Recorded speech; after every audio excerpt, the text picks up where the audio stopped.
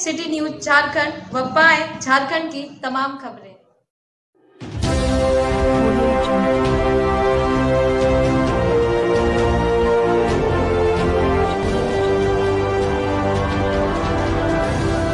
नमस्कार, आप देख रहे हैं सिटी न्यूज और मैं हूं आपके साथ कंचन। गिरिडीह जिला चैंबर ऑफ कॉमर्स की ओर से बुधवार को जैन धर्मशाला में प्रेस वार्ता आयोजित कर राज्य के कृषि मंत्री द्वारा सदन में पारित कराए गए नए कृषि कानून विधेयक का विरोध किया गया। प्रेस वार्ता के दौरान चैंबर ऑफ कॉमर्स के अध्यक्ष निर्मल झुनझुनवाला ने बताया कि राज्य के कृषि मंत्री बादल पत्रलेख द्वारा पारित कृषि धन एवं पशुपालन विधेयक के ऊपर झारखंड स्तर पर विरोध हो रहा है। उन्होंने कहा कि झारखंड एक कृषि प्रधान और खनिज प्रधान राज्य है। कहा कि बिहार, बंगाल, उड़ीसा एवं उत्तर प्रदेश जैसे कृषि प्रधान प्रदेश की राज्य सरकारों ने इसे किसान एवं व्यवसाय विरोधी बताकर भ्रष्टाचार वाला कानून मानते हुए इसे रद्द किया है। वहीं झारखंड में इस विधेयक को लागू करने के विरोध में समस्त व्यवसायी समाज और किसान उग्र हैं। इस संदर्भ में आज पूरे झारखंड के व्यवसायी अपना प्रतिष्ठान बंद कर काला बिल्ला लगाकर अपना विरोध दर्ज करा रहे हैं। बताया गया है कि इस विधेयक को लागू हो जाने से 2% का कर्ज किसानों और उपभोक्ताओं को भुगतना पड़ेगा। प्रेस वार्ता में चैंबर ऑफ कॉमर्स के सदस्यगण मौजूद थे। विगत दिनों झारखंड राज्य सरकार द्वारा पारित कृषि धन एवं पशुपालन विधेयक के ऊपर आज सारे झारखंड स्तर पे जो है एक विरोध हो रहा है, क्योंकि झारखंड एक कृषि प्रधान नहीं बल्कि खनिज प्रधान प्रदेश है। अगल बगल के राज्य, चाहे बिहार हो, चाहे बंगाल हो, चाहे उड़ीसा हो, चाहे उत्तर प्रदेश हो, जो कि कृषि प्रधान हैं, उसके बाद भी वहाँ ये कर, टैक्स या शुल्क लागू नहीं है। और ये शुल्क वस्तुतः व्यापारियों के ऊपर नहीं बल्कि किसानों पर और उपभोक्ताओं के लिए है। व्यापारी तो एक बीच का कड़ी है, एक माध्यम है जो किसानों का माल लेके उपभोक्ताओं तक पहुंचाता है। आज ये अगर विधेयक लागू हो जाता है तो 2% का कर या तो किसानों को जो है भुगतना पड़ेगा या उपभोक्ताओं को भुगतना पड़ेगा। और उपभोक्ता में समाज के सभी वर्ग के लोग आते हैं। हम लोग का पुरजोर विरोध है कि अविलंब झारखंड सरकार, जो आज कांग्रेस की बैसाखी पर खड़ी है, वो कांग्रेस के मंत्री माननीय बादल पत्रलेख जी के प्रस्तुत इस विधेयक को सस्पेंड करें, इसे लागू करने से रोकें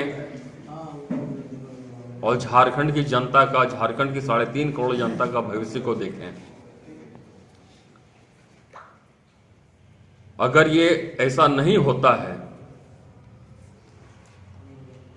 तो हम सारे झारखंड के व्यवसायियों को किसानों के हित में और उपभोक्ताओं के हित में आगे आकर एक लंबी लड़ाई लड़नी पड़ेगी, चाहे इसके लिए अनिश्चितकालीन व्यवसाय बंद हो या और कोई तरीका। आज गिरिडीह जिले के सभी प्रखंड में 17वां दिन भी हड़ताल सहिया संघ ने जारी रखा। बताया जाता है कि सभी सहिया ने आज जिला मुख्यालय के झंडा मैदान में बैठकर विचार विमर्श बनाया कि जब हमारी मांगे जायज हैं और सरकार कोई ठोस कदम हम लोगों के लिए नहीं कर रही है तो हम सभी सहिया दीदी मिलकर उग्र आंदोलन करने पर बाध्य होंगे। वहीं जिला अध्यक्ष संपा सिंह ने कहा कि सहिया दीदी हमारी लगातार 16 वर्षों से 24 घंटे 365 दिन सरकार काम करा रही है और सहिया बहनें जन्म से लेकर मरने तक का अपने अपने क्षेत्र का डाटा रखती हैं। कोरोना काल जैसे महामारी में भी अपने घर परिवार, बाल बच्चे छोड़कर अपने आप को मौत के हवाले कर कितने परिवारों को जान बचाई, बावजूद सरकार अंधापन और बहरापन कर रही है। इसलिए आज की बैठक में यह निर्णय लिया गया है कि सरकार हमारी बातों को स्वीकार नहीं करती है तो प्रखंड से लेकर जिला मुख्यालय, विधानसभा, राज्यसभा तक हमारी सहिया उग्र आंदोलन करने पर बाध्य होंगे।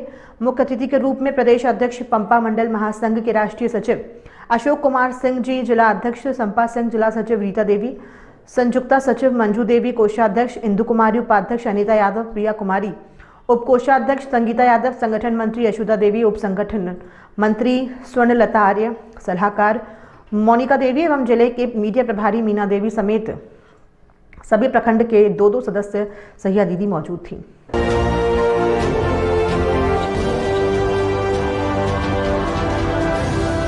नमस्कार, आप देख रहे हैं सिटी न्यूज और मैं हूं आपके साथ छवि। गिरिडीह की मोंगिया स्टील फैक्ट्री में बुधवार को गांडिया के राज्य संपोषित +2 हाई स्कूल की कई छात्राएं पहुंची। मोंगिया फैक्ट्री पहुंची छात्राओं की संख्या 100 से अधिक थी। इस दौरान फैक्ट्री के मीटिंग हॉल में मोंगिया समूह के चेयरमैन डॉक्टर गुणवंत सिंह मोंगिया द्वारा कार्यशाला का आयोजन किया गया।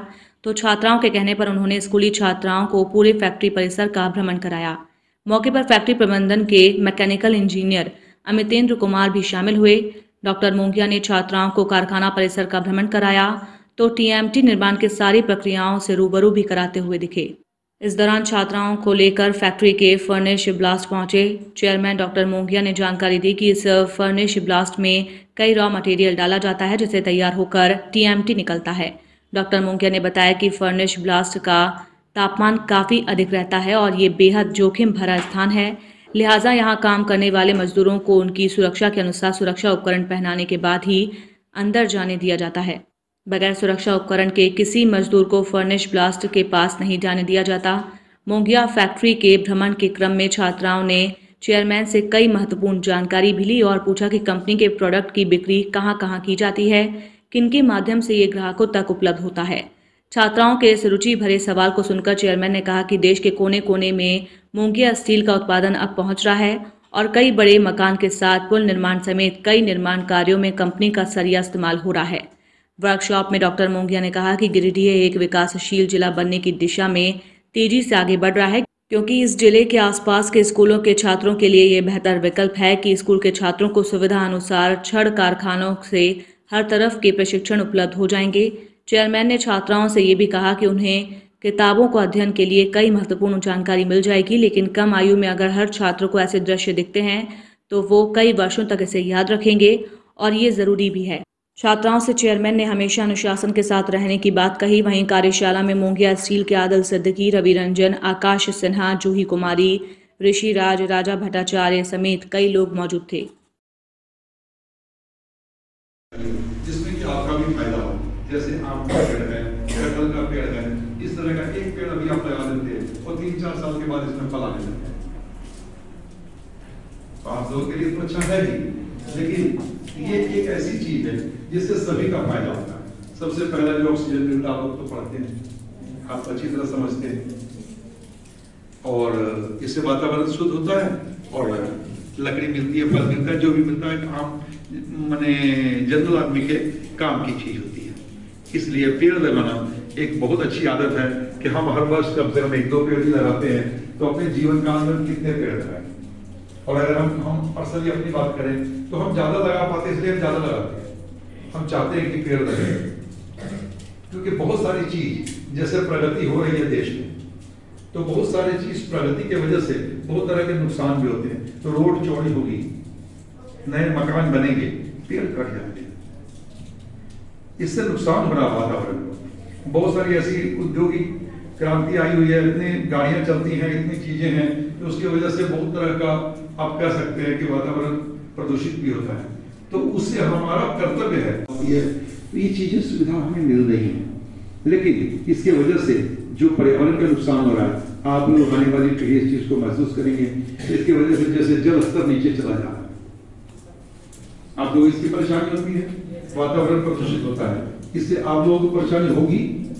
तो इस चीज के लिए अगर अभी से आप सजग गए तो निश्चित रूप से आप सभी का भी फायदा होगा, आने वाली सभी पीढ़ियों को फायदा होगा। इसलिए इन चीजों के प्रति हमको अभी से जागरूक होना है कि हम अच्छे काम क्या कर सकते हैं। जिन चीजों का हमें फायदा मिला है, रोड अच्छी बन जाती है, फायदा मिलता है ना उस तरह से, लेकिन उसका जो नुकसान हुआ है तो उसके लिए हम क्या कर रहे हैं? हमें फायदा मिला, लेकिन हम तो कुछ करें उसके लिए, ताकि वो नुकसान जो हो रहा है उसकी भरपाई हमें ही करना है। बहुत अच्छी बात है। तो अनुशासित रह करके जो काम करते हैं, सिस्टम कि आपको सुबह समय पर अगर आप स्कूल आते हैं तो आपकी कोई क्लास नहीं छूटती, अच्छी बात है। अब क्या करना है कि क्लास में मैडम ने कल क्या पढ़ाना है, ये आज पढ़ने के बाद पता लग जाता है कि नेक्स्ट क्या कोर्स है, और नहीं भी है तो आप पूछ लीजिए कि कल क्लास टीचर कल क्या पढ़ाएंगी या शिक्षक कल क्या पढ़ाएंगे, ये कल अगर आप जानकारी आपको पहले से रहती है और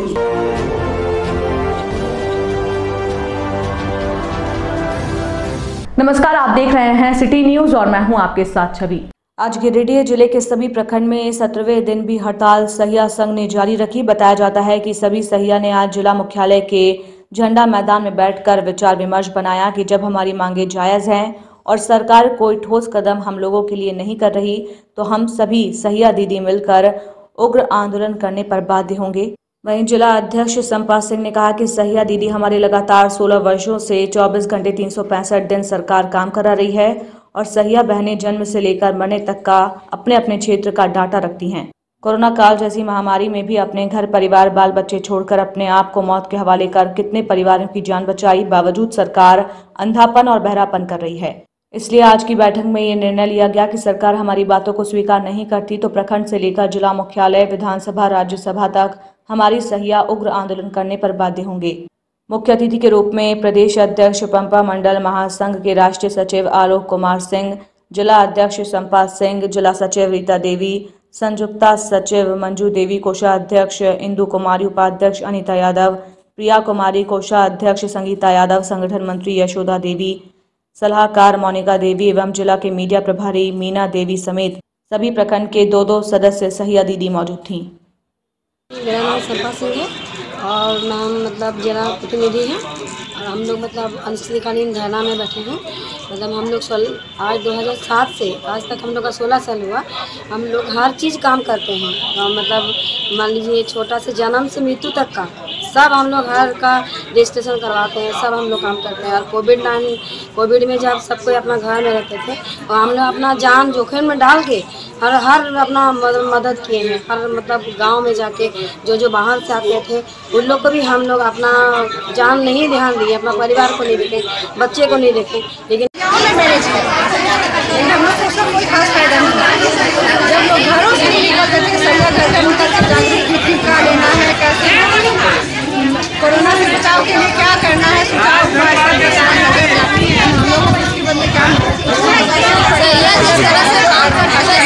मानते नहीं थे उस तरह से। एक महिला के पीछे में 10 साल मेहनत करती है। जब उसका शादी हुआ, जब दंपति का रिश्ता की, जब वह गर्भवती रही तो उसका पंजीकरण करवाई, 9 महीना तक गर्भवती का वो देखभाल की। जब उसका डिलीवरी के समय आया तो वह डिलीवरी ले जाके हॉस्पिटल में प्रसव कराई। प्रसव होने के बाद जच्चा बच्चा दोनों का देखते सहिया का जिम्मेवारी है। उसके बाद बच्चा का BCG से लेकर उसका टीकाकरण नियमित करवाती है सहिया। टीकाकरण होने के बाद भी उसके बच्चे अगर दो हो तो बच्चा का समय पूरा देखभाल उसी तरह से करती है। हम गिरिडीह झंडा मैदान में पहुँचे हुए हैं। सारी सहियाएँ हमारे पूरे राज्य की सहियाएँ साथ हैं। हमारी 6 सूत्री मांग है जिसमें 18,000 फिक्स मानदेय मिलना चाहिए और किसी कारण से हमारी मृत्यु हो जाती है तो 5 लाख की बीमा मिलना चाहिए। कोरोना टाइम में जितना हम लोग काम किए जान जोखिम में डालकर वो रुका हुआ पैसा हम लोग सभी सहिया को मिल जाना चाहिए। और हम लोग स्वास्थ्य केंद्र जाने के लिए दिक्कत होता है, साइकिल की जगह में हम लोग को स्कूटी दिया जाए और हम लोगों को भी कुछ एनम का दर्जा दिया जाए या कुछ भी ऊँचे पद में, जैसे समिति का पैसा हम लोग को 10,000 दिया जाता है उसकी जगह में हम लोग को 25,000 मतलब देना चाहिए और अस्थायी मतलब किया जाए। देखिए, झारखंड राज्य स्वास्थ्य सहिया संघ की आज एक जिला की बैठक है। अभी आपको हम ये बता दें कि समूचे राज्य में 42,000 स्वास्थ्य सहिया है और सरकार 24 घंटा काम लेती है और बदले में मात्र 2,000 रुपया इंसेंटिव प्रोत्साहन राशि के रूप में भुगतान करती है। और ऐसी परिस्थिति में शोषण बड़े पैमाने पर चल रहा था। राज्य भर की सहिया संगठित हुई और आंदोलन कर, धरना प्रदर्शन कर, अपना संगठन तैयार कर सरकार से अपने मांगों 6 सूत्री मांगों को लेकर आगे बढ़े। स्पष्ट तौर पर हम लोगों ने कहा कि सहिया को कम से कम न्यूनतम मजदूरी के आधार पर मानदेय 18,000 रुपया निश्चित किया जाए। स्वास्थ्य विभाग के अंदर जो रिक्त पद है उस पद पर वरीयता के आधार पर, योग्यता के आधार पर हमारी नियुक्ति की जाए। हमने कहा कि दिन रात हम काम करते हैं, कोविड में जान पर खेल करके कोविड में सारा काम किया। अगर हम मर जाएंगे तो मेरे बच्चे को कुछ नहीं मिलेगा, इसलिए हमारी बीमा होनी चाहिए। भारत सरकार का प्रावधान है कि जहां कहीं भी 18 कर्मचारी डेली वेज क्यों नहीं हो, किसी तरह का काम करने वाला कर्मचारी हो, अगर 18 की संख्या में है तो उसका पीएफ का उसके लिए व्यवस्था की जाए।